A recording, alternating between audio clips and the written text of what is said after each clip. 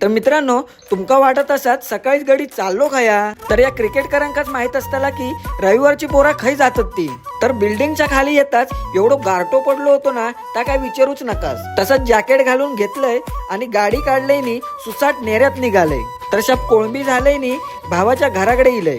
तसंच भावाक घेतलंय नी इले ग्राउंड कडे, कारण पोरा बिचारी 6:30 वाजल्यापासून खेळत होती आणि आम्ही गेलो 9 वाजता खेळू. मग काय जास्त खेळूक सुद्धा भेटला नाही आणि 2 तास खेळलाव आणि घराकडे येलाव. एवढ्यात भाव मानाक लागलो चिकन आणूया आणि बिर्याणी करूया. मग काय चल्लाव आपले चिकन आणू. पटकन चिकन आणि सर्व साहित्य घेतलाव आणि घराकडे निघालाव. घराकडे येऊन थोडं टाइमपास केलाव नी दुपारचे 2 वाजले तसे बिर्याणी चेपूक घेतलाव.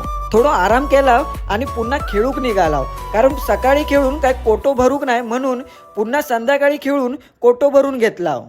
तर संध्याकाळचे 6 वाजले तसेच खेळून दमलाव आणि घराकडे जाऊन निघालाव.